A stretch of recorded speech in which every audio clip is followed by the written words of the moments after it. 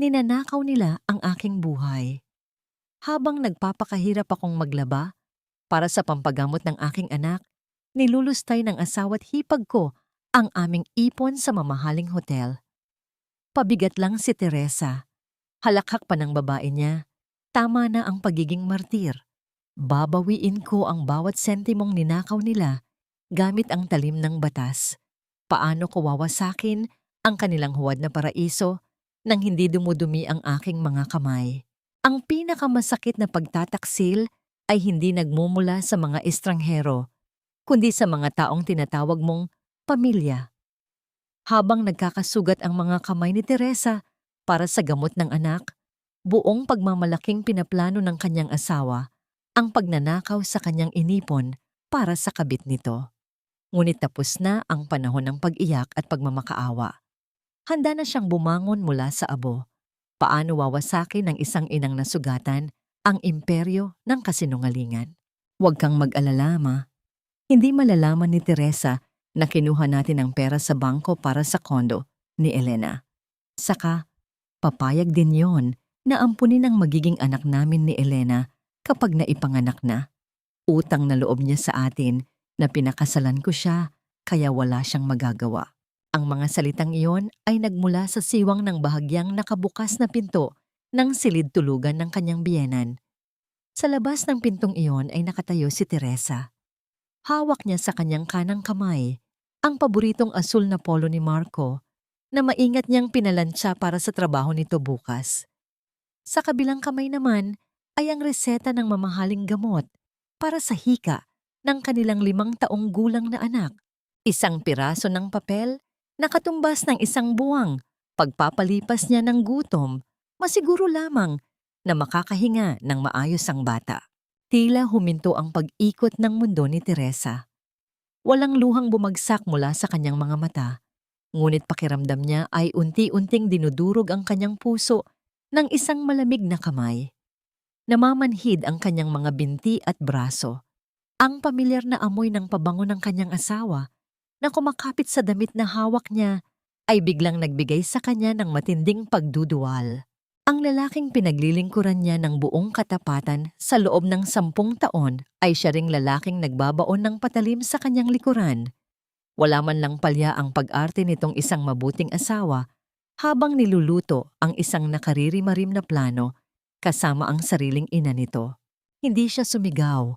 Walang lumabas na tinig mula sa kanyang lalamunan na tila tinubuan ng makapal na tinik. Dahan-dahan siyang umatras, maingat na inihahakbang ang mga paa upang hindi lumikha ng anumang ingay sa sahig na gawa sa kahoy.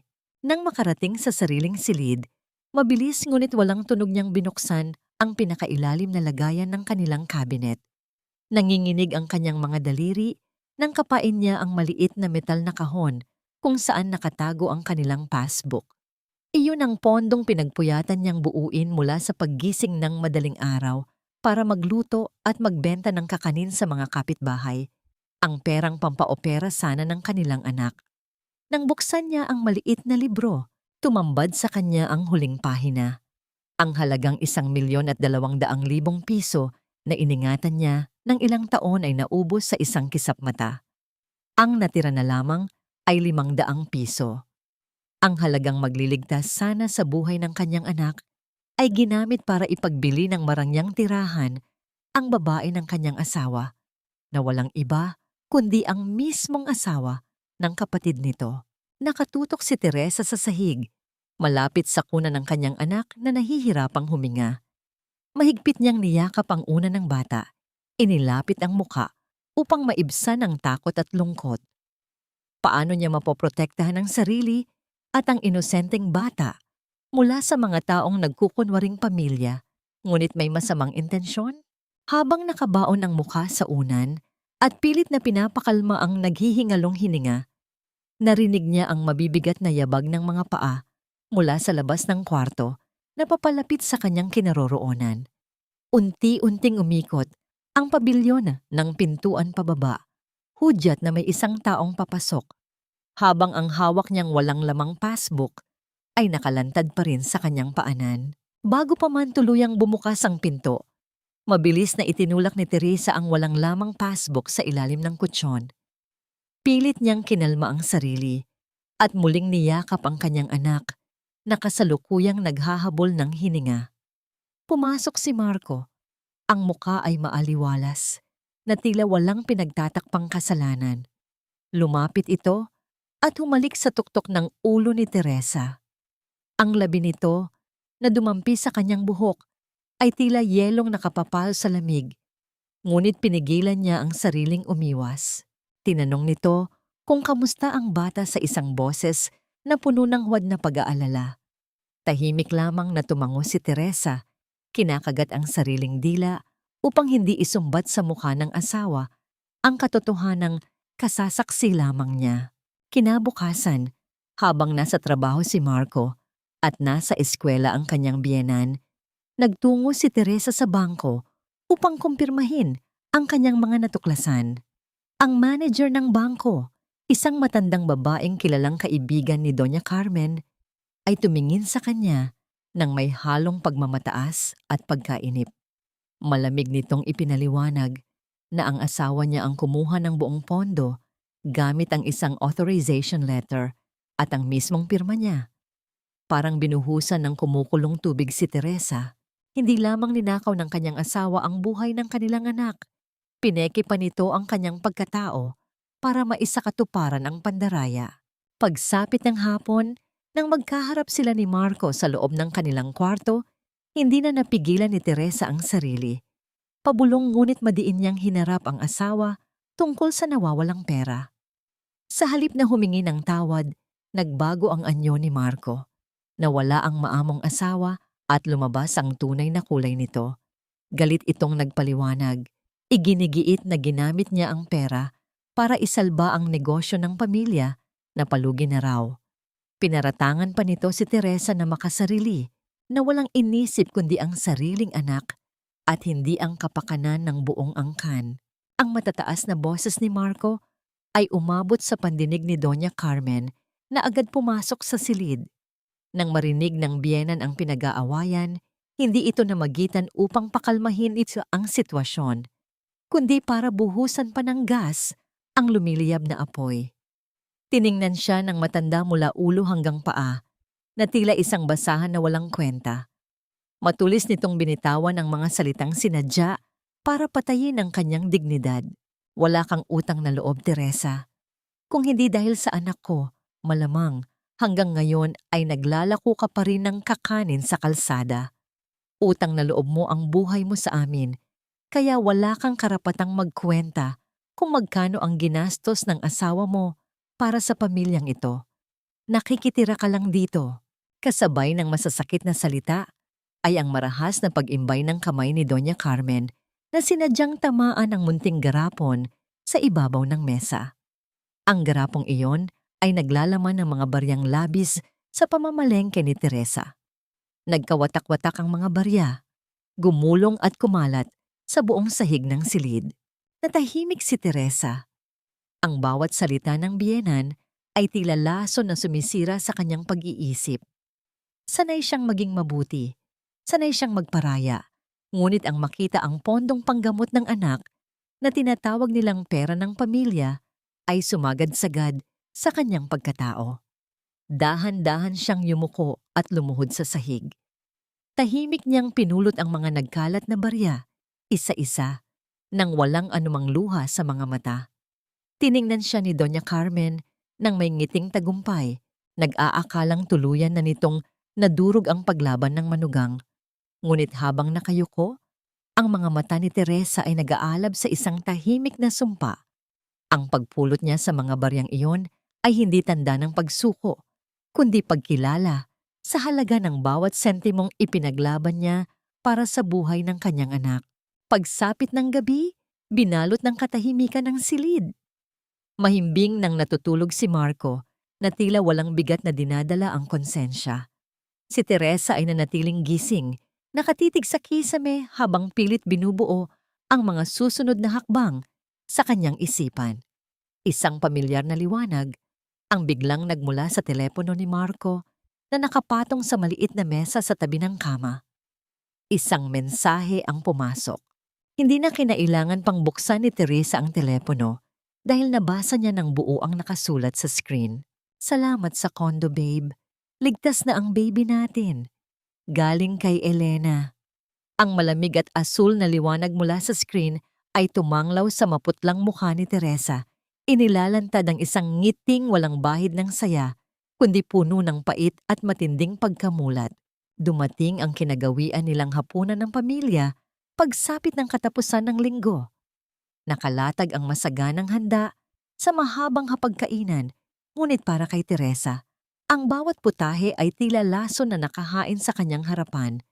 Sa kabilang dulo ng mesa ay nakaupo si Elena, ang asawa ng nakababatang kapatid ni Marco. Bakas ang walang hiyang pagmamalaki sa mukha nito habang panay ang himas sa kanyang unti-unting lumalaking tiyan. Walang kaalam-alam ang mismong asawa ni Elena na ang dinadala ng kanyang misis ay bunga ng pagtataksil ng mismong sariling kapatid. Tahimik lamang na nakayuko si Teresa, pilit na kinakain ng kanin na parang nagiging buhangin sa kanyang lalamunan sa tuwing susulyap siya sa mga nagtatawa ng mukha sa kanyang paligid. Sa gitna ng pag-aalok ng pagkain, sinimulan ni Doña Carmen ang isang mahusay na pinag-isipang dula-dulaan. May bakas ng pekeng lungkot sa boses ng matanda habang nagsasalita tungkol sa kalagayan ng kanyang nakababatang anak. Ipinagdiinan nitong kawawa raw ang mag-asawa dahil napatunayang walang kakayahang magkaanak ang kapatid ni Marco. Ayon sa biyenan, kailangan ng pamilya ng isang himala, isang paraan upang mapanatili ang dangal at saya ng kanilang angkan. Mula sa kanyang tabi, kumuha si Doña Carmen ng isang makapal na folder at inilapag iyon sa gitna ng hapag. Nang buksan iyon, tumambad ang isang formal na dokumento ng pag-aampon. Tila tumigil ang pag-ikot ng dugo sa mga ugat ni Teresa nang ipaliwanag ng kanyang biyenan ang kahindik-hindik na plano. Nais nitong ampunin nilang mag-asawa ang batang isisilang ni Elena dahil hindi raw matatanggap ng kapatid ni Marco na ibang dugo ang bubuhayin nito. Ang paliwanag ni Doña Carmen, mahina na raw ang katawan ni Teresa at hindi na kayang bigyan si Marco ng isa pang anak. Ang pag-aampon daw sa pamangkin ay isang pagkakataon para makabawi si Teresa sa kanyang mga pagkukulang bilang asawa at mag-iwan ng magandang pamana sa pamilya. Isang napakagandang paraan daw iyon para patunayan niya ang kanyang utang na loob. Pinipilipit ng matanda ang katotohanan, ginagawang isang banal na pabor ang pagpapalaki sa anak ng kabit ng kanyang asawa. Iniangat ni Teresa ang kanyang paningin at nagtama ang kanilang mga mata ni Elena. Isang mapanuyang ng ngiti ang gumuhit sa mga labi ng babae. Harap-harapan at walang anuman, dahan-dahang ipinatong ni Elena ang kanyang kamay sa balikat ni Marco. Isang tahimik na pag-angkin na tanging si Teresa lamang ang nakakaintindi. Isang malamig na pawis ang gumapang pababa sa gulugod ni Teresa. Bumaliktad ang kanyang sikmura sa matinding pandidiri. Sa mga sandaling iyon, napagtanto niyang hindi siya nakaupo kasama ng mga tao, kundi ng mga halimaw na nagbabalat kayong pamilya, naghihintay na ubusin ang natitira niyang pagkatao ng buhay na buhay. Kinuha ni Marco ang mamahaling pluma mula sa kanyang bulsa at dahan-dahang inilapag iyon sa ibabaw ng kontrata. Tumingin ito sa kanyang asawa. Ang mga mata ay nag-uumapaw sa huwad na pagmamahal at pag-unawa. Sa isang malambing na boses, hinikayat nito si Teresa na pumirma upang mabigyan daw ng magandang kinabukasan ng bata. Sinabi nitong para raw iyon sa kanilang pamilya, para mas lalong tumibay ang kanilang pagsasama. Ang bawat salitang lumalabas sa bibig ng kanyang asawa ay tila patalim na paulit-ulit na humihiwa sa dibdib ng isang inang ninakawan na nga ng pondo para sa sariling anak, at ngayon ay pinipilit pang maging alipin ng anak ng iba. Bumigat ang kamay ni Teresa habang inaabot ang pluma. Nanginginig ang kanyang mga daliri at ang dulo ng panulat ay isang pulgada na lamang ang layo mula sa blangkong linya kung saan nakapangalan ang kanyang pirma. Kung ididikit niya ang pluma, tuluyan na siyang magiging preso ng kasinungalingang ito. Ngunit bago pa man dumampi ang tinta sa papel, Isang sunod-sunod at marahas na pag-ubo ang nagmula sa kanilang silid.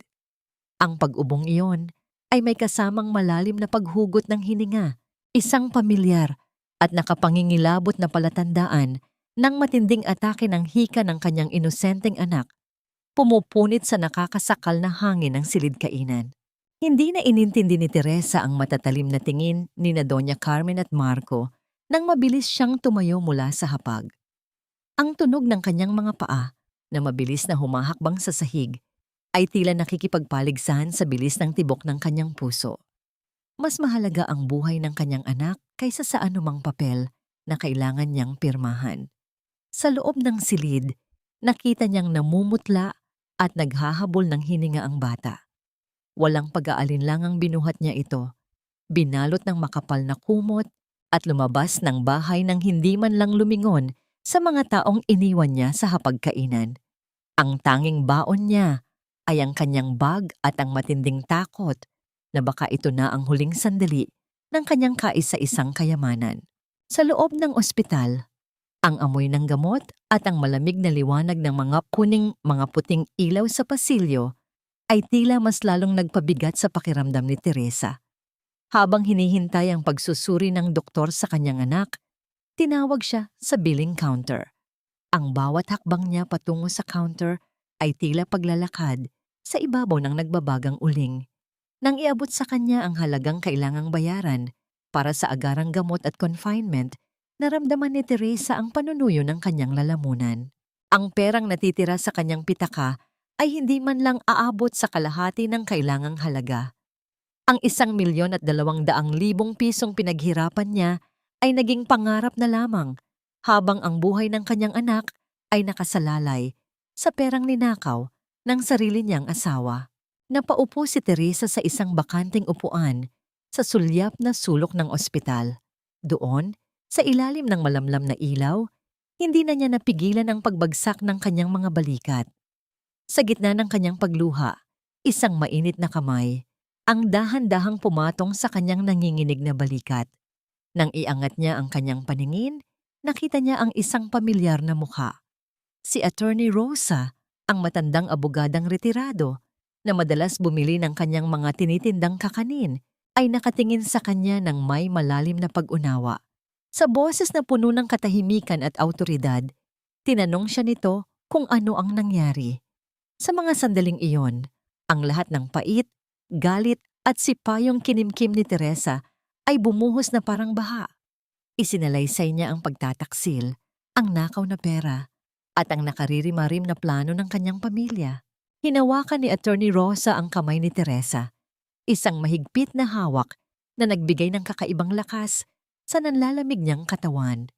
Ang mga luha mo, Hidya, ay hindi kailanman maibabalik ang perang nawala sa inyo, ang sabi ng abogada sa isang seryosong tono. Pero ang ebidensya, iyan ang susi para ipadala sila sa impyernong nararapat sa kanila. Huwag kang magpapadala sa bugso ng iyong galit. Ang kailangan mo ngayon ay lamig ng ulo at matalas na pagmamasid. Ipinaliwanag ni Attorney Rosa ang kahalagahan ng pagkuha ng mga saokey mula sa bangko, pagtatala ng bawat kilos ni na Marco, at ang paghahanda ng kasong legal na sisiguradong hindi na sila makakaahon pa. Bago sila maghiwalay, kinuha ni Attorney Rosa ang kanyang panyo mula sa bag at inabot ito kay Teresa. Ang panyong yon ay may burdang salitang lalaban. Tandaan mo, ang kapangyarihan ng isang ina ay hindi nasusukat sa kanyang pagtitiis, kundi sa kanyang tapang na itama ang mali para sa kanyang anak. Dagdag ng matanda. Ang mga salitang iyon ay tila isang liwanag na tumagos sa madilim na kaisipan ni Teresa. Sa unang pagkakataon, matapos ang ilang araw na pagdurusa, naramdaman niya ang isang uri ng kapayapaan na hindi galing sa pagsuko, kundi sa pag-usbong ng isang plano. Pauwi sa kanilang bahay, bitbit ang mga gamot ng anak at ang bagong nahanap na lakas, pumasok si Teresa na tila walang nangyari. Nilampasan niya ang kanyang biyenan na naghihintay sa sala na may nakahandang sermon. Nagtuloy siya sa kanilang silid at nakitang himbing na ang tulog ni Marco. Dahan-dahan siyang lumapit sa mesa kung saan nakalagay ang laptop ng asawa. Alam niyang nandoon ang mga digital na bakas ng kanilang mga transaksyon at pakikipag-usap ni Elena. Ngunit nang subukan niyang buksan ang device, isang mensahe ang lumabas sa gitna ng dilim. Ang password na dati ay ang kaarawan niya ay hindi na gumagana. Access denied ang tanging nakasulat sa screen na tila isang huling babala na ang labanang ito ay mas mahirap pa sa kanyang inaasahan. Pagsikat ng araw, hindi hinayaan ni Teresa na makita sa kanyang mukha ang bagyong nagngangalit sa kanyang dibdib. Habang ang bango ng bagong luto na kape ay humahalimuyak sa kusina, maingat niyang inihanda ang paboritong almusal ni Marco. Nang bumaba ang kanyang asawa, sinalubong niya ito ng isang matamis at mapagkumbabang ngiti, isang maskarang gawa sa pinatigas na pait. Humingi siya ng paumanhin sa kanyang pag-alis noong nakaraang gabi. Idinadahilan ang labis na pag-aalala sa bata. Nakita niya ang bahagyang pagtaas ng kilay ni Marco. Tila tinitimbang kung totoo ang kanyang mga salita bago ito tumango ng may pagmamataas. Sa tingin ni Marco, muling nagbalik ang kanyang asawa sa pagiging isang sunod-sunuran at mahinang babae. Ipinagpatuloy ni Teresa ang kanyang dula sa harap ni Doña Carmen. Buong tiyaga niyang pinakinggan ang mahabang sermon ng matanda tungkol sa pagiging isang dakilang asawa na marunong magsakripisyo. Hindi siya sumasagot. Sa halip ay tumatango lamang siya habang ang kanyang mga kamay ay abala sa paglilinis ng mga mamahaling porselana ng biyenan. Dahil sa kanyang ipinapakitang pagbabago, unti-unting lumuwag ang pagbabantay sa kanya ng mag-ina. Narinig pa niyang nagbubulungan ang dalawa. Sinasabing sadyang malambot daw ang ulo ni Teresa at madaling pasunurin dahil wala naman itong ibang matatakbuhan. Sa gitna ng kanyang paglilinis, dumating si Elena na tila isang reyna na bibisita sa kanyang nasasakupan. Walang pasintabi itong humiling kay Teresa na ipaghanda siya ng sariwang juice dahil maselan daw ang kanyang pagbubuntis. Habang nasa kusina, lihim na pinagmamasdan ni Teresa ang bawat kilos ni Marco. Napansin niyang sa tuwing bubuksan ng asawa ang kanyang laptop, may isang partikular na ritual ito sa pagpindot ng mga keys. Hindi man niya makita ng malinaw ang mga letra.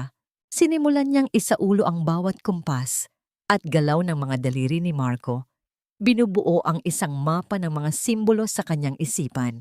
Isang pagkakataon ang dumating nang tumunog ang telepono ni Marco sa kabilang silid. At mabilis itong tumayo upang sumagot. Naiwang bahagyang nakabukas ang laptop. Sa bilis ng kidlat, lumapit si Teresa. Alam niyang may ilang segundo lamang siya bago bumalik ang asawa. Hindi niya sinubukang hulaan ang password. Sa halip ay kinuha niya ang kanyang sariling telepono at mabilis na kinuhanan ng larawan ang isang maliit na sticky note na nakadikit sa ilalim ng stand ng laptop. May mga nakasulat doon na tila mga random na numero at letra. Ngunit para kay Teresa, iyon ay isang mahalagang piraso ng puzzle na kailangan niyang mabuo. Habang ibinabalik niya ang telepono sa kanyang bulsa, narinig niya ang mahinang tunog ng pagpihit ng doorknob mula sa silid kung nasaan si Marco. Mabilis siyang bumalik sa kanyang ginagawa, hawak ang isang baso ng juice para kay Elena. Pumasok si Marco at tinitigan siya ng matagal, tila sinusuri kung lumapit ba siya sa mesa. Ang tibok ng puso ni Teresa ay tila isang tambol na nagwawala sa loob ng kanyang dibdib. Ngunit nanatiling kalmado ang kanyang mukha. Ibinigay niya ang juice kay Elena na may kasamang magalang na pagbati. Habang sa loob-loob niya ay nararamdaman na niya ang bigat ng hawak niyang impormasyon. Sa pagtatapos ng araw, nang mag-isa na lamang siya sa banyo, muli niyang tiningnan ang larawan sa kanyang telepono. Hindi lamang yon password sa computer. Ang mga numero sa sticky note ay tumutugma sa isang petsa at isang plate number ng sasakyan na hindi pamilyar sa kanya. Isang bagong tanong ang nabuo sa kanyang isipan, para kanino ang sasakyang yon? Habang tinititigan niya ang screen, isang hindi inaasahang katok ang dinala ng hangin sa pinto ng banyo. "Teresa, bakit ang tagal mo dyan? Sino ang kausap mo?" Ang boses ni Doña Carmen ay puno ng paghihinala, habang ang tunog ng marahas na pagkatok sa pinto ay tila nagbabantang gibain ang kanyang munting katahimikan. Mabilis na itinago ni Teresa ang kanyang telepono sa loob ng lalagyan ng mga gamit sa banyo bago niya binuksan ang pinto. Sinalubong niya ang mapanuring tingin ni Doña Carmen nang may bakas ng pagkapagod at pamumutla. Mahinahon siyang nagpaliwanag na tila bumabalik ang kanyang hilo dahil sa puyat sa pag-aalaga sa bata. Nakita niya ang bahagyang paglambot ng mukha ng matanda, hindi dahil sa awa, kundi dahil sa paniniwalang sadyang nanghihina na ang katawan ni Teresa at wala na itong lakas na lumaban. Hinayaan siya nitong lumabas, ngunit ramdam ni Teresa ang mga mata ng biyenan na nakabantay sa bawat galaw ng kanyang mga balikat hanggang sa makapasok siya sa sariling silid. Kinabukasan, sa ilalim ng matinding sikat ng araw, naglakad si Teresa patungo sa palengke. Isang gawaing dati ay ginagawa niya ng may kagalakan, ngunit ngayon ay naging bahagi na ng kanyang misyon. Hindi siya tumuloy sa mga tindahan ng gulay. Sa halip ay nagtungo siya sa kanto kung saan madalas nakaparada ang mga sasakyan ng mga bisita sa kanilang subdibisyon. Doon, nakita niya ang isang makintab at bagong-bagong puting sasakyan. Nang tingnan niya ang plaka, tumugma iyon sa mga numerong nakasulat sa sticky note ni Marco. Ang puso ni Teresa ay tila pinipiga habang pinagmamasdan ang sasakyang alam niyang binili gamit ang perang dapat ay pambayad sa operasyon ng kanyang anak. Hindi nagtagal, lumabas si Elena mula sa isang malapit na butika. Hawak ang mga supot ng mamahaling bitamina at prutas. Masigla itong sumakay sa puting sasakyan. Ang kanyang mga galaw ay puno ng pagmamay-ari at kumpiyansa. Nanatiling nakatago si Teresa sa likod ng isang malaking puno. Pinagmamasdan ng babaeng unti-unting kumukuha ng lahat ng para sa kanya. Ang bawat pag-ikot ng gulong ng sasakyan habang papalayo ay tila dumudurog sa natitirang piraso ng kanyang pasensya. Ngunit sa halip na sumigaw, kinuha ni Teresa ang kanyang maliit na notebook at itinala ang oras, lugar at ang itsura ng sasakyan, isang ebidensyang idaragdag niya sa kanyang lumalaking arsenal. Pag-uwi sa bahay, sinalubong siya ng isang hindi inaasahang kahilingan mula kay Marco. Habang nag-ayos ito ng kanyang kurbata sa harap ng salamin, malamig nitong sinabi kay Teresa na kailangan nilang ibenta ang lumang kwintas na pamana ng kanyang ina. Ayon kay Marco, kailangan ng dagdag na puhunan para sa isang bagong proyekto na titiyak daw sa kinabukasan nilang mag-asawa. Alam ni Teresa na ang proyektong tinutukoy nito ay walang iba kundi ang luho ni Elena. Hinawakan ni Teresa ang kanyang leeg, damang-dama ang kawalan ng kwintas na matagal na niyang itinago bilang huling alaala ng kanyang sariling pamilya. Tumango si Teresa. Ang kanyang boses ay mahina, ngunit matatag nang sumang-ayon siya. Nakita niya ang kislap ng kasakiman sa mga mata ni Marco. Naniniwalang tuluyan na niyang kontrolado ang bawat sentimo at ari-arian ng kanyang asawa. Nang makaalis si Marco para maligo, mabilis na hinalughog ni Teresa ang briefcase nito na naiwang nakabukas sa ibabaw ng kama. Doon, sa ilalim ng mga dokumento ng kumpanya, natagpuan niya ang isang asul na folder. Hindi lamang ito tungkol sa kondo, ito ay isang deed of sale para sa isang maliit na grocery store na nakapangalan kay Elena. At ang perang ginamit sa pagbili ay galing sa kanilang shared investment account. Ang bawat salita sa dokumento ay tila mga hiyaw ng pagtataksil na bumibingi sa kanyang pandinig. Habang mabilis niyang binubuklat ang mga pahina para kuhanan ng larawan, biglang huminto ang tunog ng bumabagsak na tubig mula sa banyo. Narinig niya ang pagpihit ng shower curtain at ang mabibigat na yabag ni Marco patungo sa pinto ng silid tulugan. Sa gitna ng kanyang pagmamadali, aksidenteng nasagi ng kanyang siko ang briefcase, dahilan upang bahagyang gumalaw ang mga gamit sa loob nito at lumikha ng isang mahinang kalabog sa ibabaw ng kutsyon. Mabilis na ibinalik ni Teresa ang polo ni Marco sa ibabaw ng kama, tila inaayos lang ang mga gusot nito. Inilalagay ko lang ang isusuot mo, Marco. Baka mahuli ka sa opisina. Mahinahon niyang sagot, bagamat ang kanyang puso ay tila gustong tumalon sa kanyang lalamunan. Tinitigan siya ni Marco ng matagal. Ang mga mata nito ay tila naghahanap ng anumang bakas ng kasinungalingan. Lumapit ito sa briefcase. Tiningnan ang ayos ng mga folder. At nang makitang tila wala namang nabago, ay bumuga ito ng hininga. Huwag mo nang pakialaman ang gamit ko sa trabaho, Teresa. Baka mawala ang mga importante kong papeles. Malamig na babala nito bago tuluyang isarado ang bag. Nang makaalis si Marco, hindi na nakahinga ng maluwag si Teresa. Sa halip, isang mas masidhing kaba ang bumalot sa kanya nang makatanggap siya ng isang liham mula sa isang lending institution.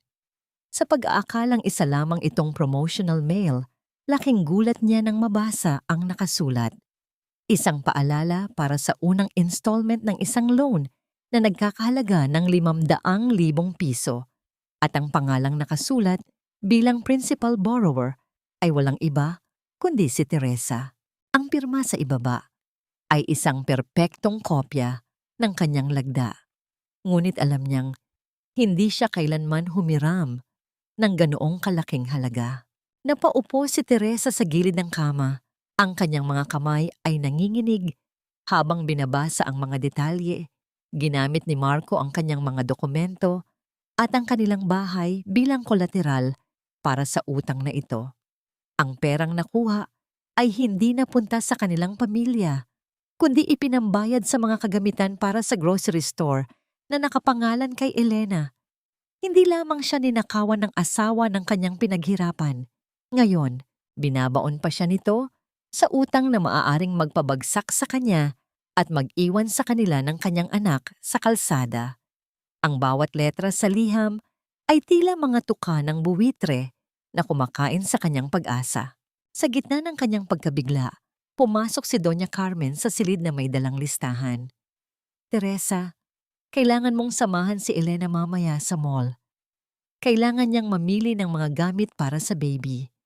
Ikaw ang may karanasan sa pagpili ng dekalidad na tela, kaya ikaw ang mag-aasikaso sa kanya. Utos ng matanda na tila isang natural na utos sa isang katulong. Ang audacity ni Doña Carmen na utusan siyang pagsilbihan ng babaeng sumisira sa kanyang buhay ay nagpakulo sa dugo ni Teresa. Ngunit muli niyang kinagat ang kanyang labi.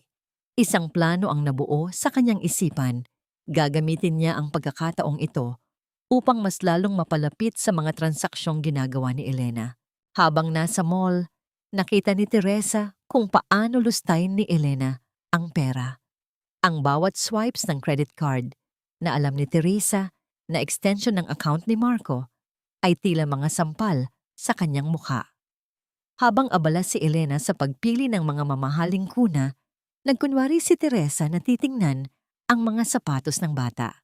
Lihim niyang kinuha ang resibo na itinapon ni Elena sa basurahan. Doon, nakita niya ang huling 4 na numero ng card na ginamit. Hindi iyon card ni Marco. Yun ay isang bagong card na nakapangalan pa rin kay Teresa. Ang bao sa loob ni Teresa ay umabot na sa rurok nito. Habang naglalakad sila pabalik sa sasakyan, tumunog ang telepono ni Teresa. Isang hindi pamilyar na numero ang tumatawag. Nang sagutin niya ito, isang boses ng lalaki ang nagpakilala mula sa legal department ng bangko. Good afternoon, Mrs. Teresa. Tumatawag kami tungkol sa hindi niyo pagbabayad sa inyong credit card dues. Kung hindi po kayo makakapagbayad sa loob ng 3 araw, mapipilitan kaming i-forward ang inyong account sa aming kolektor at magsasagawa ng foreclosure sa inyong property. Kailangan nating patunayan na hindi na maayos ang kanyang pag-iisip. Sa dami ng stress niya sa bata at sa trabaho, madaling maniniwala ang korte na nagkaroon siya ng breakdown. Ang malamig na boses ni Marco ay tumagos sa manipis na dingding ng kusina habang naghahanda si Teresa ng gatas para sa kanyang anak. Huminto ang kanyang kamay sa paghalo. Ang tunog ng kutsara na tumatama sa basong kristal ay tila isang babala sa gitna ng katahimikan. Narinig niya ang mahinang tawa ni Doña Carmen, isang tunog na puno ng lason. Tama ka, Marco. At kapag nakuha na natin ang guardianship sa bata, hindi na niya mababawi ang mga ari-ariang nakapangalan sa kanya. Magiging kaisa-isa tayong tagapangalaga ng lahat. Ang mga salitang iyon ay tila isang mabilis na agos ng nagyayelong tubig na bumalot sa buong katawan ni Teresa. Ang retirement plan na binanggit ni Elena sa mall ay hindi lamang pala pagpapaalis sa kanya, kundi ang tuluyang pagbura sa kanyang pagkatao at paghihiwalay sa kanyang anak. Ang kanyang dibdib ay tila sasabog sa tindi ng sakit at galit.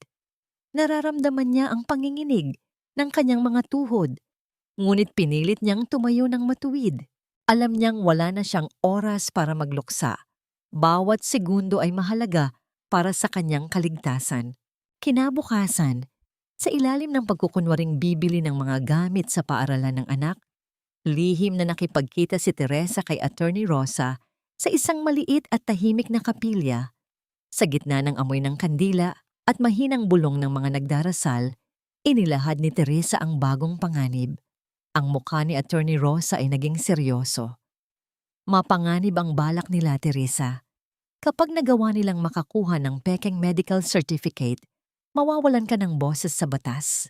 Kailangan nating makuha ang mga orihinal na dokumento ng loan at ang mga pekeng pirma bago nila yon maitago o masunog. Binigyan siya ni Attorney Rosa ng isang maliit na device, isang digital scanner, na kasing liit lamang ng panulat. Ito ang sandata mo. Hanapin mo ang mga papeles sa loob ng kanilang vault o sa tagong drawer ni Marco. Kailangan natin ng malinaw na kopya ng bawat pahina. Pag-uwi sa bahay, naramdaman ni Teresa ang bigat ng misyon. Kailangan niyang pasukin ang personal na silid ni Doña Carmen kung saan alam niyang nakatago ang mga pinakaimportanteng dokumento ng pamilya. Isang gabi, habang ang lahat ay abala sa panonood ng telebisyon sa ibaba, dahan-dahang pumasok si Teresa sa silid ng kanyang biyenan. Ang tunog ng kanyang sariling paghinga ay tila napakalakas sa loob ng madilim na kwarto. Gamit ang mga numerong nakuha niya mula sa sticky note ni Marco noon, sinubukan niyang buksan ang maliit na vault na nakatago sa likod ng malaking painting ng mga santo. Sa ikatlong pagsubok, narinig niya ang mahinang tunog ng pag-unlock ng mekanismo. Ang pinto ng vault ay dahan-dahang bumukas. Sa loob, natagpuan niya ang mga dokumento ng loan, ang mga pekeng authorization letters, at ang isang lihim na testamento ni Doña Carmen na naglilipat ng lahat ng ari-arian ni Teresa sa pangalan ni Elena at ng magiging anak nito. Mabilis na inilabas ni Teresa ang digital scanner. Habang ang asul na liwanag ng device ay dumadaan sa bawat pahina, narinig niya ang tunog ng mga yabag ng paa na paakyat sa hagdan. Ang tunog ng tsinelas ni Doña Carmen sa sahig ay papalapit na sa pintuan ng silid. Ang mahinang langit-ngit ng bisagra ng pinto ay tila isang malakas na hudyat ng kamatayan sa pandinig ni Teresa. Sa isang mabilis at tahimik na pagkilos, isinara niya ang pinto ng vault, ngunit hindi na niya nagawang i-lock ang mekanismo nito.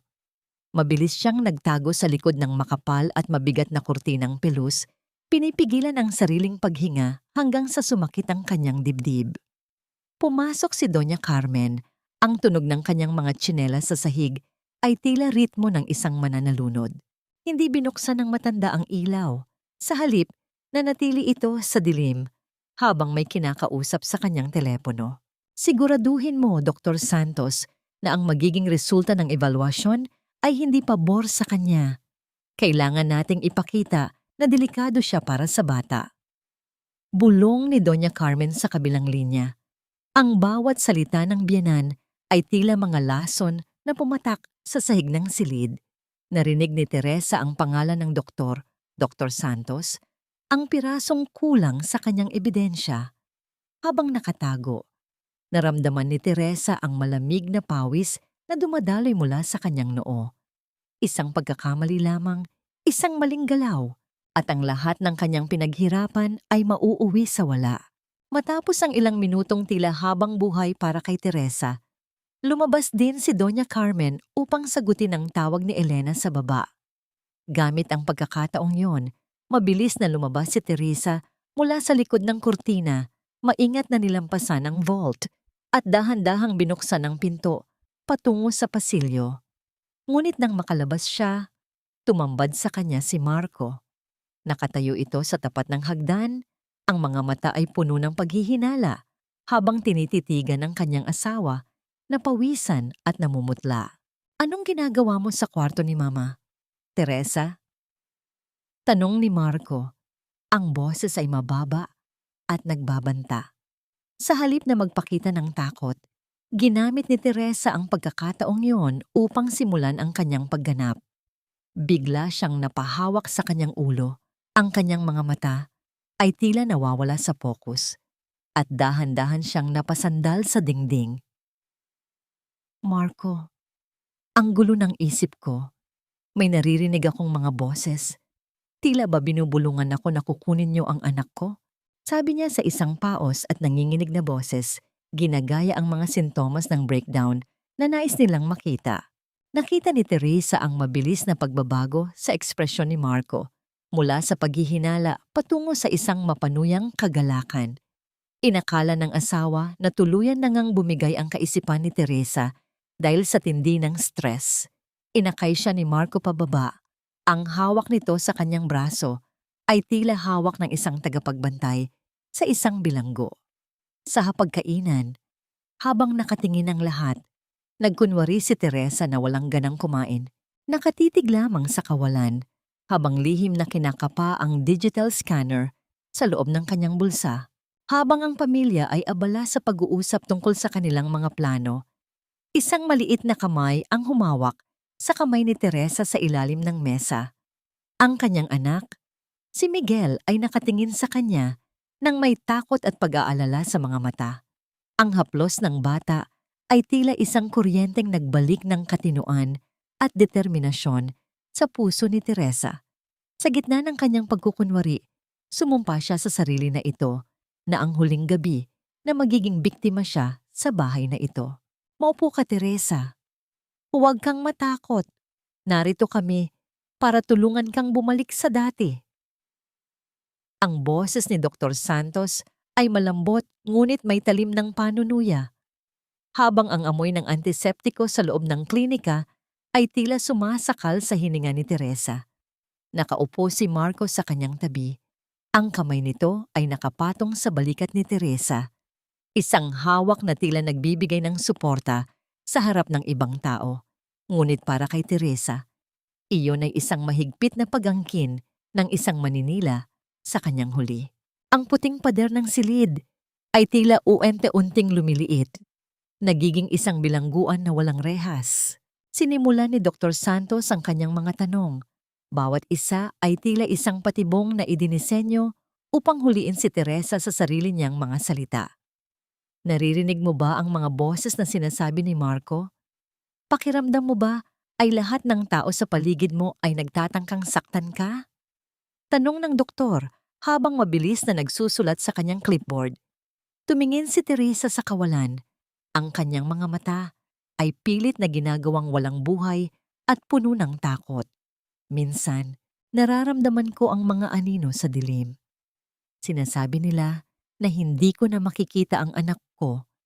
Bulong niya, ang kanyang tinig ay nanginginig sa perpektong antas ng desperasyon. Sa ilalim ng kanyang suot na malapad na jacket, ang kanyang daliri ay dahan-dahang nakadiin sa recorder na ibinigay ni Attorney Rosa. Ang bawat tibok ng kanyang puso ay tila isang malakas na tunog ng tambol sa loob ng kanyang tenga. Natatakot na baka marinig ni na Marco ang ingay ng digital device. Habang abala ang doktor sa pagpapaliwanag ng mga sintomas ni Teresa, nagkunwari siyang nahihilo at bahagyang isinandal ang kanyang bag sa gilid ng mesa ng doktor, sapat na malapit upang masagap ng recorder ang bawat bulong ng dalawang lalaki. Dr. Santos, kailangan nating mapabilis ang resulta. Gusto ni Mama na makonfine siya sa lalong madaling panahon bago pa maghinala ang mga kamag-anak namin. Bulong ni Marco habang nagkukunwaring inaayos ang buhok ni Teresa. Tumango ang doktor, ang kanyang mga mata ay kumislap sa ilalim ng suot na salamin. Huwag kang mag-alala, Marco. Sa halagang ibinayad ng pamilya niyo, magagawa nating mukhang malala ang kanyang kondisyon. Isusulat ko sa report na mayroon siyang severe paranoia at hallucinations. Sapat na yon para makuha niyo ang kustodiya ng bata. Ang bawat salita ay tila isang malakas na sampal sa mukha ni Teresa. Ang katotohanang kaya nilang ipagbili ang kanyang kalayaan at ang kinabukasan ng kanyang anak sa halaga ng pera ay nagpakulo sa kanyang dugo. Ngunit nanatili siyang tahimik. Ang kanyang mga kuko ay bumaon sa kanyang palad hanggang sa makaramdam siya ng sakit upang pigilan ang sariling sumigaw. Ang kanyang galit ay naging isang malamig at matalim na sandata sa loob ng kanyang isipan. Matapos ang pagsusuri, naglabas ang doktor ng isang bote ng gamot. Uminom ka nito, Teresa. Makakatulong ito para kumalma ang iyong isip, sabi ni Dr. Santos sa isang mapagpanggap na boses. Alam ni Teresa na ang mga tabletang yon ay hindi gamot, kundi mga sedatibo na magpapatulog sa kanyang kaisipan at gagawin siyang isang tunay na zombie. Kinuha niya ang bote nang nanginginig ang kamay, tumatango ng paulit-ulit na parang isang bata. Nang papalabas na sila ng klinika, biglang huminto si Marco. Tinitigan nito ang bag ni Teresa na tila may napansin. Ang paghinga ni Teresa ay tila huminto nang dahan-dahang abutin ni Marco ang zipper ng kanyang bag. Bakit tila may umiilaw sa loob ng bag mo, mahal? Ang tanong ni Marco. Ang kanyang boses ay naging matalas at puno ng biglang pagdududa. Ang asul na liwanag mula sa recorder na hindi niya agad naisara ay bahagyang tumatagos sa manipis na tela ng bag. Ang kamay ni Marco ay tila isang dambuhalang kuko na dahan-dahang humahawak sa zipper ng bag ni Teresa. Bawat pulgada ng pagbukas nito ay tila isang segundong binabawas sa buhay ni Teresa. Sa gitna ng matinding takot, naramdaman ni Teresa ang panlalamig ng kanyang mga dulo ng daliri. Ngunit ang kanyang utak ay tila isang makina na mabilis na naghahanap ng paraan. Hindi siya pwedeng mahuli. Hindi rito. Hindi ngayon. Marco! Ang mga anino! Nariyan na naman sila! Ang biglang hiyaw ni Teresa na bumasag sa nakabibinging katahimikan ng klinika. Hindi lamang siya sumigaw. Marahas niyang iwinasiwas ang kanyang mga braso, dahilan upang masagi ang tray ng mga medikal na kagamitan sa tabi ng mesa ni Dr. Santos. Ang tunog ng mga bakal na sipit at gunting na humampas sa semento ay tila isang pagsabog sa loob ng silid. Kasabay nito, mabilis niyang sinipa ang kanyang bag palayo, dahilan upang tumalsik ito sa ilalim ng isang mabigat na cabinet sa sulok ng kwarto. Nagulat si Marco at napaatras. Ang kanyang mukha na kanina ay puno ng paghihinala ay napalitan ng gulat at pagkadiri habang pinagmamasdan ng kanyang asawa na naglulupasay sa sahig, tila isang taong nawalan na ng katinuan. Teresa, tumigil ka. Nakakahiya ka. Ang bulyaw ni Marco, ngunit hindi tumigil si Teresa. Niyakap niya ang kanyang sarili. Umuuga ang kanyang buong katawan habang bumubulong ng mga salitang walang kahulugan. Sa loob-loob niya, humihingi siya ng tawad sa kanyang anak dahil sa kailangang gawin niyang pagpapababa sa sarili. Ngunit alam niyang ito lamang ang paraan para mailigtas ang kanilang ebidensya. Lumapit si Dr. Santos at tinulungang itayo si Teresa. Nakikita mo na, Marco? Malala na ang kanyang psychosis. Kailangan na siyang makonfine sa lalong madaling panahon. Ang sabi ng doktor habang pinapagpagan ang kanyang suot na puting gown. Si Marco, sa halip na maawa, ay tumingin lamang kay Teresa ng may halong puot. Kunin mo na ang bag mo at umalis na tayo rito. Hindi ko na masikmura ang eksenang ito. Ang utos nito, mabilis na kinuha ni Teresa ang kanyang bag mula sa ilalim ng cabinet. Sinisiguradong ang recorder ay nakatago na sa pinakailalim ng lining bago siya sumunod ng nakayuko. Pagdating sa bahay, sinalubong sila ni Doña Carmen at Elena na may mga ngiting tagumpay. Tila isang kapistahan ang nagaganap sa kanilang mga mata nang marinig ang balita mula kay Marco. Mabuti naman at napatunayan na ng doktor. Bukas na bukas, dadalhin na natin siya sa pasilidad. Ang deklara ng matanda. Inutusan ni Doña Carmen si Teresa na magtungo sa kusina upang uminom ng gamot na ibinigay ni Dr. Santos. Siguraduhin mong iinumin niya ang lahat ng yan, Marco. Gusto nating matulog siya ng mahimbing. Nang napakahimbing, ang dagdag ni Elena na may mapanuyang tawa. Inabutan siya ni Marco ng isang basong tubig at ang 2 malalaking tableta. Nakatitig ang tatlo sa kanya, naghihintay na makitang lumubog ang mga gamot sa kanyang lalamunan. Alam ni Teresa na kapag ininom niya ang mga iyon, hindi na siya magigising sa tamang oras para sa kanyang pakikipagkita kay Attorney Rosa. Sa isang mabilis na pagkilos, habang nagpapanggap na umuubo, inilagay ni Teresa ang mga tableta sa ilalim ng kanyang dila at uminom ng tubig ng diretsyo. O hayan, inumin mo pa ang gatas na ito para siguradong tatalab ang gamot. Ang sabi ni Doña Carmen habang iniaabot ang isang mainit na baso. Ramdam ni Teresa ang pait ng kung anong likido na inihalo sa gatas. Ngunit bago pa man niya mailabas ang mga tableta sa kanyang bibig, biglang hinawakan ni Marco ang kanyang panga at pinilit siyang uminom. Lunukin mo, Teresa. Para ito sa ikabubuti mo, ang madiing sabi ng asawa.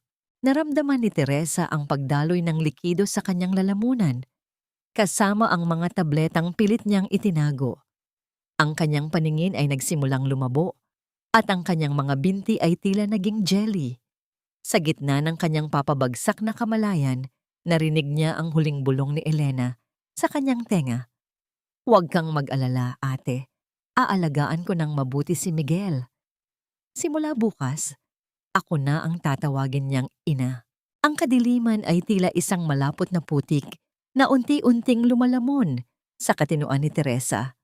Nararamdaman niya ang bigat ng kanyang mga talukap, ang kanyang dila na tila naging bato, at ang bawat bahagi ng kanyang katawan na tila hinihila pababa sa isang malalim na balon. Ngunit sa gitna ng namamanhid na kamalayan, isang imahe ang naging mitya ng kanyang muling pagkabuhay, ang mukha ng kanyang anak na si Miguel, na umiiyak habang hinihila palayo ng mga kamay ni Elena. Ang takot na mawala ang kanyang anak ay mas matindi kaysa sa anumang epekto ng sedatibong nasa kanyang dugo. Sa loob ng kanyang isipan, nagsumigaw ang kanyang espiritu. Gamit ang huling hibla ng kanyang lakas, pinilit ni Teresa na igalaw ang kanyang daliri hanggang sa maabot niya ang gilid ng kama. Sa isang marahas at masakit na pagkilos, gumulong siya pababa mula sa kutsyon. Ang pagbagsak ng kanyang katawan sa malamig na sahig ay lumikha ng isang mahinang kalabog na hindi napansin ng mga taong nagtatawanan sa kabilang silid. Ang sakit na naramdaman niya sa kanyang balikat ang nagsilbing kuryente para pansamantalang gisingin ang kanyang diwa. Gumapang si Teresa patungo sa banyo. Bawat pulgada ng pag-usad ay tila 1,000,000 paglalakbay. Pagdating sa loob, isinandal niya ang kanyang likod sa malamig na porselana ng inodoro. Isinuot niya ang kanyang daliri sa kanyang lalamunan. Pinipilit na ilabas ang lason na pilit ipinakain sa kanya. Sa bawat pagduwal, nararamdaman niya ang hapdi at pait na lumalabas hanggang sa mailabas niya ang mga hindi pa natutunaw na tableta kasama ang gatas na inihalo ni na Doña Carmen. Nanghihina siya. Ang kanyang paningin ay uumiikot pa rin, ngunit ang bigat sa kanyang ulo ay unti-unting nababawasan. Habang nakasandal sa pader ng banyo, narinig niya ang pagpasok ni na Marco at Elena sa silid tulugan. Mabilis na ipinikit ni Teresa ang kanyang mga mata at pinanatiling nakabukas ng bahagya ang kanyang bibig. Nagkukunwaring tuluyan nang nawalan ng malay sa sahig. Tingnan mo siya, Marco. Para siyang basurang itinapon sa sulok. Ang boses ni Elena ay puno ng pagkadiri habang sinisipa ng mahina ang paa ni Teresa. Siguraduhin mo na ang pasilidad na pagdadalhan mo sa kanya ay malayo sa kabihasnan. Ayaw nating magkaroon siya ng pagkakataong makatawag o makatakas. Tumawa si Marco. Isang tunog na tila galing sa ilalim ng lupa. Huwag kang mag-alala, babe. Ang St. Jude Sanctuary ay hindi isang ospital, kundi isang kulungan para sa mga baliw na wala ng pamilya. Doon, sisiguraduhin nilang laging puno ng gamot ang sistema niya hanggang sa makalimutan niya pati ang sarili niyang pangalan. Ang bawat salita ni Marco ay tila isang uod na kumakain sa puso ni Teresa. Ang St. Jude Sanctuary, isang ilegal na pasilidad na kilala sa mga malupit na paraan ng pagtrato sa mga pasyente. Doon nila siya balak ilibing ng buhay. Naramdaman ni Teresa ang matinding panginginig, hindi dahil sa lamig, kundi dahil sa nag-aalab na puot, na ngayon ay tila naging bakal sa kanyang dibdib. Nang lumabas ang dalawa upang ayusin ang sasakyan, mabilis na kinapa ni Teresa ang kanyang tago na telepono sa loob ng kanyang damit. Nanginginig ang kanyang mga daliri habang dinidiyal ang numero ni Attorney Rosa. Attorney, St. Jude, kukunin nila ako. Ang ebidensya. Nasa cloud na. Ang tanging na ibulong niya bago muling marinig ang mga yabag ni na Marco na pabalik na sa silid. Mabilis niyang itinago ang telepono at muling nagpatay-patayan. Binuhat siya ni Marco na tila isang bangkay at isinakay sa likod ng sasakyan. Doon, sa gitna ng dilim at amoy ng gasolina, naramdaman ni Teresa ang pag-andar ng makina. Hindi siya umiyak. Ang bawat luha niya ay natuyo na at naging lason na handa niyang ibalik sa kanila. Habang binabaybay ng sasakyan ang daan patungo sa kanyang sinasabing libingan, dahan-dahang kinapa ni Teresa ang isang matalas na piraso ng basag na bote na nakuha niya mula sa sahig ng banyo kanina. Isang maliit na sandata para sa isang inang handang pumatay para sa kanyang anak. Dito ka nababagay, Teresa. Sa madilim at mabahong butas na ito, kung saan walang makakarinig sa iyong mga hiyaw. Ang boses ni Elena ay tila isang matalim na kuko na kumakalmot sa pandinig ni Teresa habang hinihila siya ng dalawang malalaking lalaki palabas ng sasakyan. Ang gabi ay balot ng makapal na hamog at ang St. Jude Sanctuary ay tila isang dambuhalang kabaong na gawa sa bato at kalawang na reels. Ang bawat hakbang ni Teresa sa magaspang na semento ay tila isang hakbang patungo sa sarili niyang libing. Ngunit sa loob ng kanyang palad, mahigpit niyang tinitipon ang tanging sandata niya, ang piraso ng basag na bote na bumaon na sa kanyang balat. Nagpapaalala sa kanya na kailangan niyang manatiling gising sa gitna ng bangungot. Tiningnan ni Marco ang kanyang asawa nang walang bakas ng kahit anong emosyon, maliban sa pagkadiri. Inabot niya ang isang makapal na sobrang puno ng pera kay Gardo, ang lalaking may madilim na mukha na siyang nangangasiwa sa pasilidad. Gawin niyo ang lahat para hindi na siya makapagsalita ng matino. Gusto ko, pagbalik ko rito sa susunod na buwan, hindi na niya kilala kahit ang sarili niyang anino. Ang malamig na utos ni Marco. Tumawa si Gardo, isang tunog na tila pagkiskis ng dalawang tuyong buto. Huwag kang mag-alala, boss. Marami kaming bitamina rito na kayang magpatahimik kahit sa pinakamaingay na dila. Hinarap ni Elena si Teresa. Hinawakan nito ang baba ng biyanan at pilit na iniharap sa kanya. Sayang ka, ate. Napakabuti mong asawa. Napakamasunurin mong menugang. Pero napakatanga mo. Salamat sa 1,000,000 mo, ha? Dahil sa pera mo, magkakaroon kami ni Marco ng buhay na parang nasa langit habang ikaw ay nabubulok dito sa impyerno. Huwag kang mag-alala kay Miguel. Tuturuan ko siyang kalimutan ang pangalan mo. Ang bawat salita ni Elena ay tila mga patak ng asidong tumutunaw sa pasensya ni Teresa. Gustong sumigaw ni Teresa. Gustong iganti ang hawak niyang bubog sa lalamunan ng babaeng ito, ngunit pinilit niyang manatiling tila isang gulay. Ang kanyang mga mata ay nanatiling nakatitig sa kawalan, walang buhay, tila tuluyan na ngang nilamon ng gamot. Kinaladkad si Teresa papasok sa loob ng gusali. Ang tunog ng mabibigat na sapatos sa lumang sahig na kahoy ay umaalingaw-ngaw sa madilim na pasilyo, kasabay ng mga mahihinang daing mula sa likod ng mga nakasaradong pinto ng mga selda. Amoy ihi, amoy gamot, at amoy ng matinding kawalan ng pag-asa ang bumabalot sa paligid. Inihagis siya sa loob ng isang maliit na silid na mayroon lamang isang manipis at maruming kutsyon sa sahig. Ang tunog ng pagsasara ng bakal na pinto ay tila isang hatol na wala ng apela. Ihanda ang pang-iniksyon. Gusto ko ang espesyal na timpla para sa bagong pasyente. Ang sigaw ni Gardo mula sa labas. Narinig ni Teresa ang tunog ng mga kagamitang medikal na inihahanda, ang pagkiskis ng metal at ang tunog ng paghigop ng likido sa loob ng hiringgilya. Alam ni Teresa na ito na ang pinakamahalagang sandali. Kapag itinurok nila ang gamot na yon, mawawalan na siya ng kontrol sa kanyang isip at katawan. Ang kanyang puso ay tila isang ibon na nagwawala sa loob ng kulungan ng kanyang dibdib. Dahan-dahang gumapang si Teresa patungo sa sulok ng silid. Ang kanyang mga daliri ay nanginginig habang hinahanap ang maliit na butas sa ilalim ng pader na napansin niya kanina. Sa gitna ng dilim, naramdaman niya ang malamig na simoy ng hangin mula sa labas. Isang maliit na pagkakataon, isang manipis na hibla ng pag-asa. Ngunit bago pa man niya maisip ang susunod na hakbang, muling bumukas ang pinto.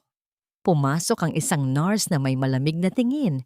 Hawak ang isang mahabang karayom na kumikinang sa ilalim ng malamlam na ilaw ng bombilya. Huwag kang malikot, Teresa. Masakit ito kung nalaban ka. Ang sabi ng nurse sa isang boses na walang bahid ng awa. Habang papalapit ang karayom sa kanyang braso, naramdaman ni Teresa ang matalas na dulo ng bubog sa kanyang palad. Handa na siyang itarak ito, handa na siyang lumaban hanggang sa huling patak ng kanyang dugo.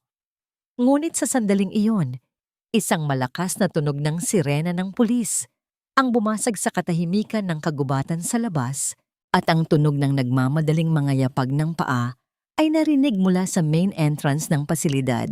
Nagsalpukan ang mga liwanag ng asul at pula sa gitna ng madilim na kagubatan, tila mga kidlat na bumabasag sa kasamaang matagal nang nagkukubli sa St. Jude's Sanctuary.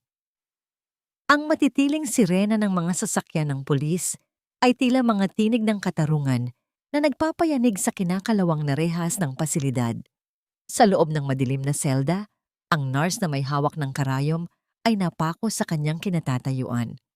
Ang panginginig ng kanyang mga kamay ay naging dahilan upang mabitawan niya ang hiringgilya na lumikha ng isang matunog na pagkiskis sa semento. Ito na ang sandaling hinihintay ni Teresa. Ang pagkunwari niya bilang isang walang laban na biktima ay tapos na. Sa isang mabilis at marahas na pagkilos, tumayo si Teresa mula sa maruming kutsyon. Wala na ang malamlam at walang buhay na mga mata. Pinalitan ito ng isang nag-aapoy na determinasyon na tila kayang tumunaw ng bakal. Hinawakan niya ng mahigpit ang braso ng nurse at itinutok ang basag na bubog sa lalamunan nito, hindi upang pumatay, kundi upang iparamdam ang takot na matagal nilang ipinalasap sa kanya. Huwag kang gagalaw kung gusto mo pang makitang muli ang liwanag ng umaga.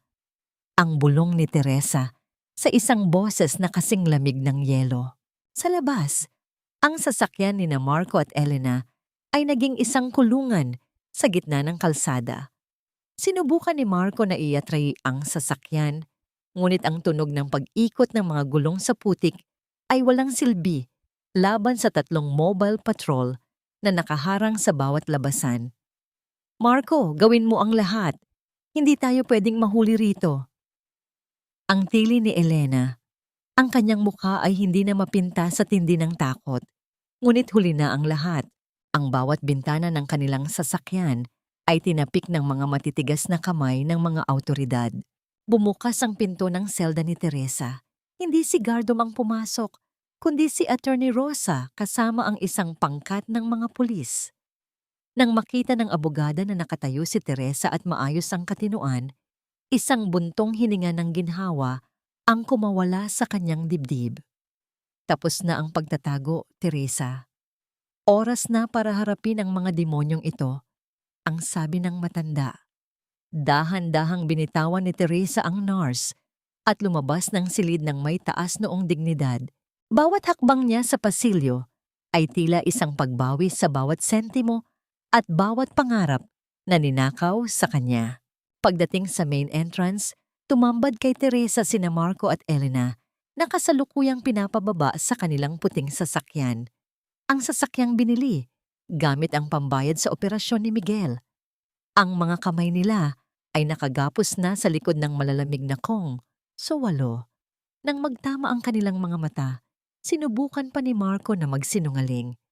Teresa, mahal, buti dumating ang mga pulis. Sinubukan kanilang kidnapin. Niligtas ka namin. Ang sigaw ni Marco. Ang kanyang boses ay nanginginig sa desperadong pagtatangka ng gaslighting. Isang mapait na tawa ang kumawala sa mga labi ni Teresa. Inilabas niya ang digital recorder mula sa kanyang lihim na bulsa at pinindot ang play. Ang bawat salita ni Marco tungkol sa pagpapakulong sa kanya sa St. Jude. Ang bawat halakhak ni Elena tungkol sa pagkuha kay Miguel.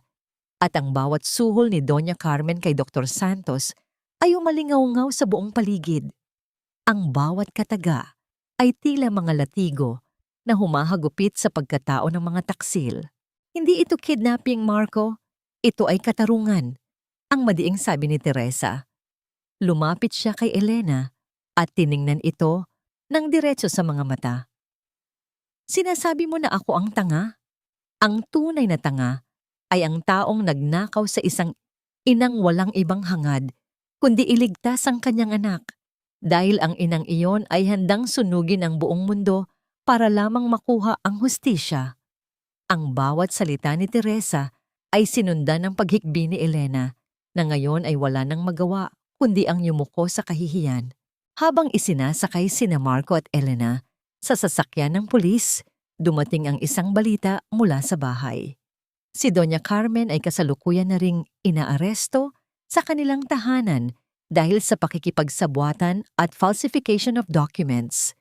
Ang imperyong binuo nila sa ibabaw ng mga kasinungalingan ay tuluyan ng gumuho sa loob lamang ng isang gabi.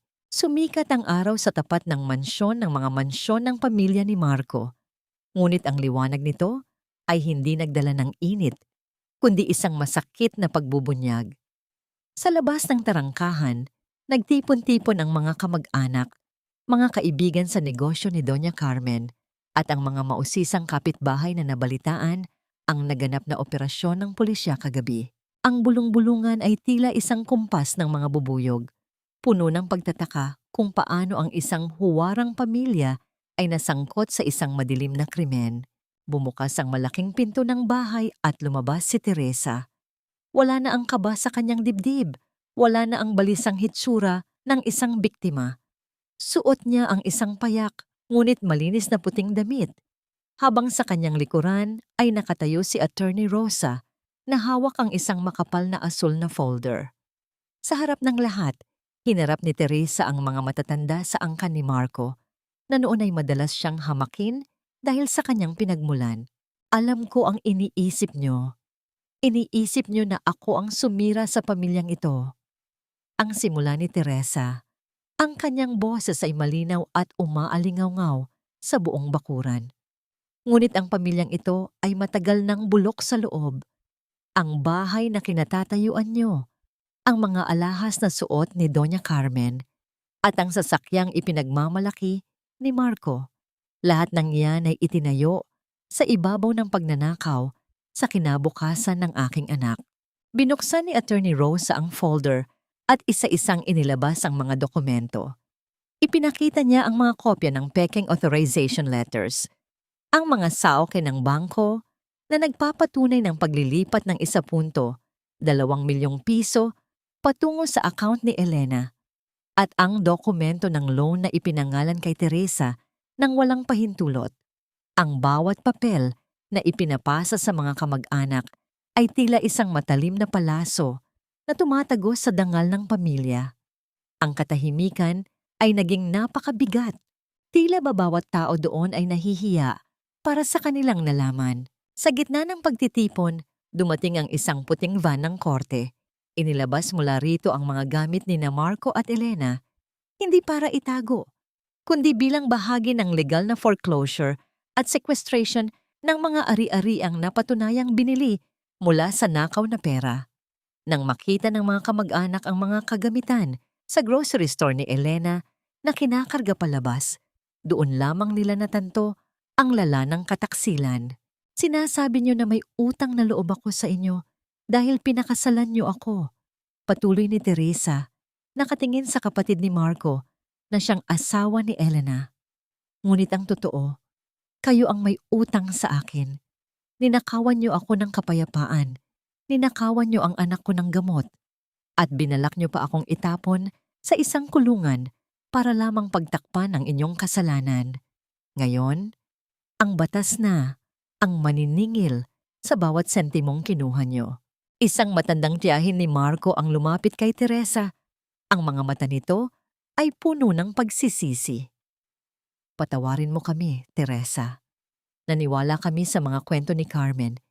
Hindi namin akalain na ganito ang nangyayari sa loob ng bahay na ito. Hinawakan ni Teresa ang kamay ng matanda ng bahagya, ngunit walang bakas ng paglambot sa kanyang desisyon. Ang pagpapatawad ay darating sa tamang panahon, tita. Ngunit ang hustisya ay kailangang mangyari ngayon. Habang unti-unting nag-aalisa ng mga tao, pumasok si Teresa sa loob ng bahay upang kunin ang kanyang anak na si Miguel.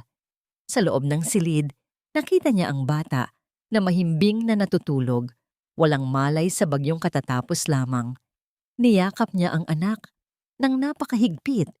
Dinarama ang bawat tibok ng puso nito. Ang bahay na ito ay hindi na muling magiging bilangguan. Bukas, sa tulong ng korte, ang mansyong ito ay ibebenta upang mabawi ang lahat ng perang ninakaw sa kanya at sila ni Miguel ay magsisimula ng isang bagong buhay sa isang lugar na puno ng katapatan. Ang amoy ng luma at mamasa-masang semento ng bilangguan ay tila sumasakal sa hininga ni Teresa habang naglalakad siya sa pasilyo patungo sa visiting area. Ang bawat tunog ng kanyang sapatos sa malamig na sahig ay tila isang mabigat na kompas ng orasan na nagbibilang ng mga huling sandali ng kanyang ugnayan sa nakaraan. Sa likod ng makapal na salamin, nakita niya si Marco. Wala na ang makisig na lalaking laging amoy, mamahaling pabango. Ang nasa harap niya ay isang anino ng taong dati niyang minahal. Gusot ang suot na uniforme, malalim ang mga mata, at nanginginig ang mga kamay habang hinahawakan ng telepono. Teresa, mahal, alam kong nagkamali ako, pero pakinggan mo ako. Ang boses ni Marco sa kabilang linya ay puno ng desperasyon at huwad na pagsisisi. May itinatagong foreign account si Mama. Higit sa ₱10 milyong ang nandoon, pera iyon na hindi alam ng asawa ni Elena at hindi rin alam ng mga awtoridad.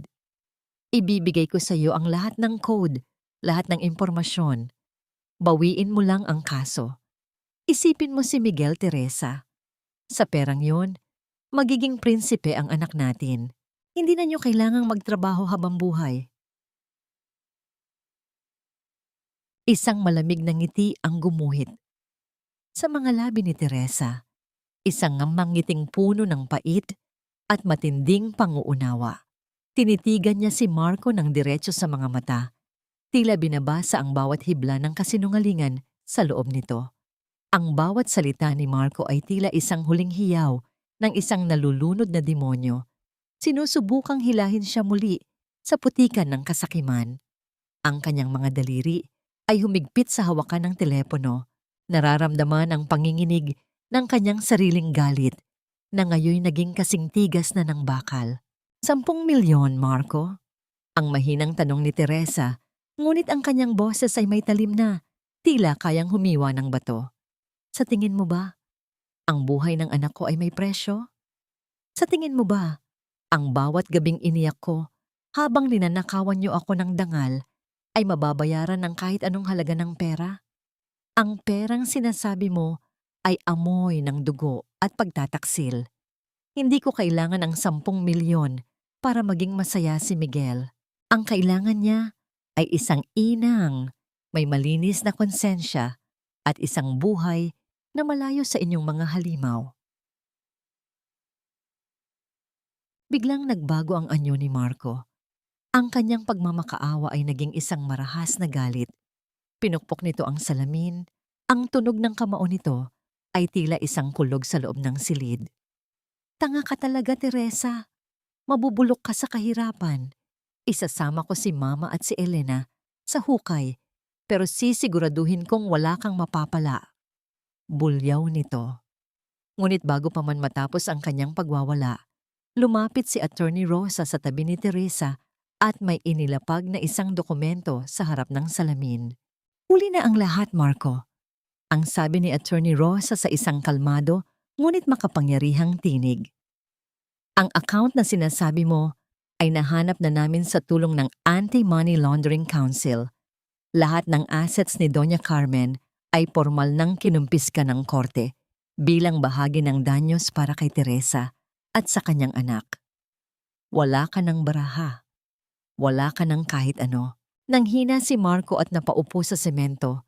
Ang kanyang mukha ay nawalan ng kulay na tila isang patay.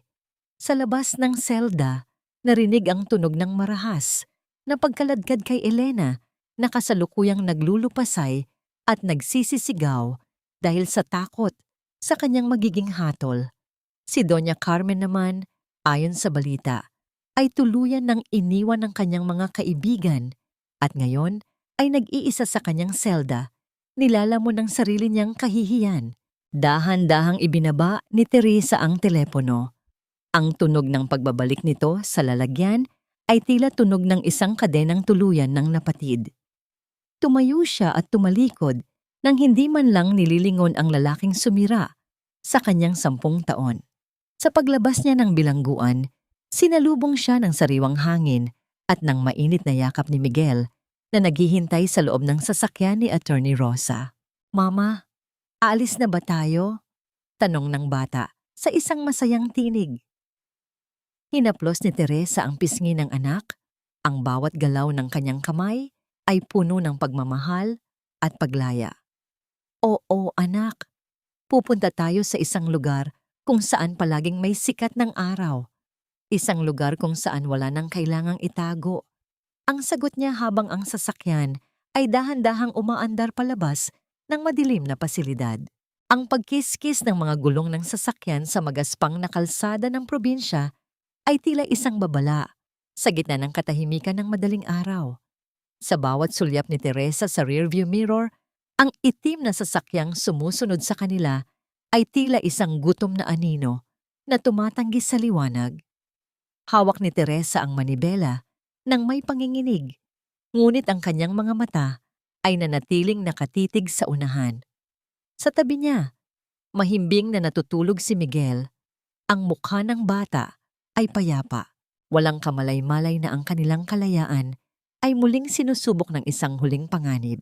Habang paakyat ang kalsada sa matarik na bangin na nakaharap sa dagat, biglang bumilis ang itim na sasakyan at marahas na hinarangan ang daan ni Teresa. Ang tunog ng pagpreno ng goma sa semento ay lumikha ng isang nakabibinging tili na gumising kay Miguel. Mama, anong nangyayari? Ang takot na tanong ng bata. Huwag kang lalabas, Miguel. Manatili ka lang dyan at ipikit mo ang iyong mga mata. Ang mahinahon, ngunit madiing utos ni Teresa habang dahan-dahan siyang bumababa ng sasakyan. Ang lumabas sa itim na sasakyan ay hindi si Marco o si Doña Carmen, kundi si Anton, ang bunsong kapatid ni Marco at asawa ni Elena. Ang kanyang hitsura ay tila isang taong galing sa impyerno.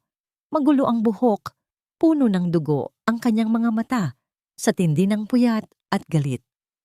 At hawak niya ang isang bote ng alak na tila ba yun na lamang ang kanyang tanging kakampi. Winaka mo ang lahat, Teresa. Winaka mo ang pamilya natin. Ang hiyaw ni Anton. Ang kanyang boses ay nanginginig sa pagitan ng hikbi at puot. Wala na akong asawa, wala na akong kuya, at ngayon, pati ang bahay na kinalakihan ko ay kinuha niyo. Bakit hindi ka na lang nanahimik? Bakit kailangan mong sunugin ang lahat?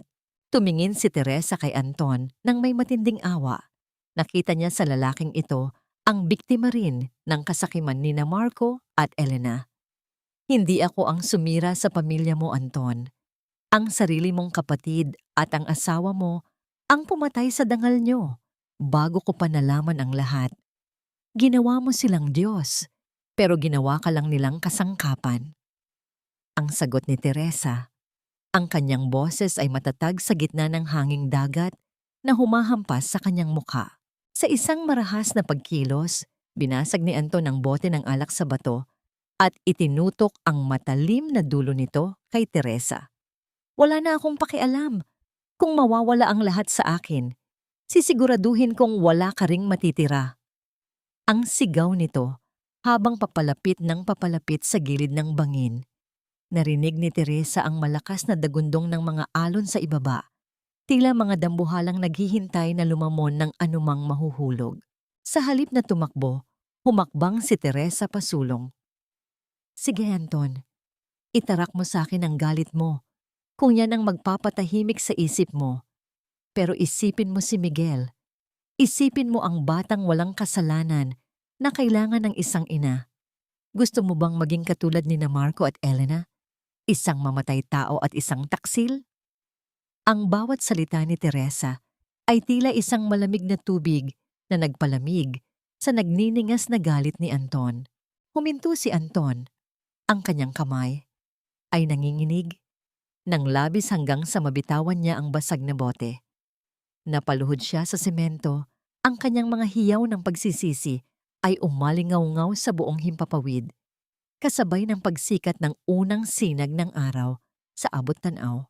Doon, sa harap ng malawak na dagat, ang puot ni Anton ay tuluyan ng natunaw at naging mga luha ng pagkatalo. Dumating ang mga pulis na tinawagan ni Attorney Rosa at dahan-dahang inakay si Anton palayo. Tiningnan ni Teresa ang papalayong sasakyan ng mga awtoridad nang may malalim na buntong hininga. Ang huling mitya ng kanyang nakaraan ay tuluyan ng namatay. Bumalik siya sa loob ng sasakyan at niyakap si Miguel, na ngayon ay tahimik na ring umiiyak sa takot. Tapos na, anak. Wala na tayong kailangang katakutan. Tayo na sa bahay ni Lola. Habang tinatahak nila ang huling bahagi ng kalsada patungo sa maliit na bahay sa tabi ng dagat, nakita ni Teresa ang kagandahan ng kalikasan na tila ba unang pagkakataon niyang nakita ito sa loob ng 10 taon. Ang bawat puno, ang bawat huni ng ibon, at ang bawat hampas ng alon ay tila bumabati sa kanyang muling pagsilang. Ang kanyang puso, na dati ay puno ng sugat at galit, ay unti-unting pinagagaling ng kapayapaang hindi kayang bilhin ng 10 milyong piso. 2 taon na, ang mabilis na lumipas mula nang huling humampas ang unos sa buhay ni Teresa. Ang dating matitinding sugat sa kanyang puso ay hindi na nagnanaknak.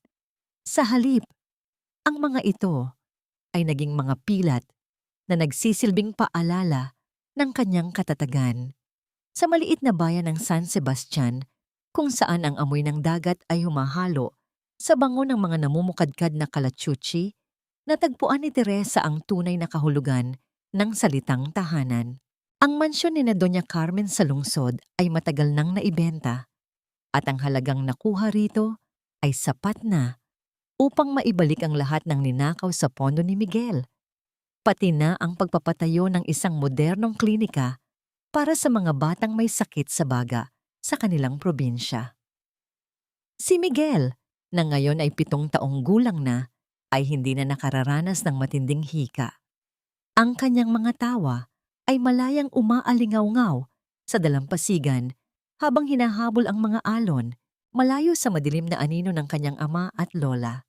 Minsan, nakatatanggap pa rin si Teresa ng balita mula kay Attorney Rosa tungkol sa mga taong sumira sa kanyang nakaraan.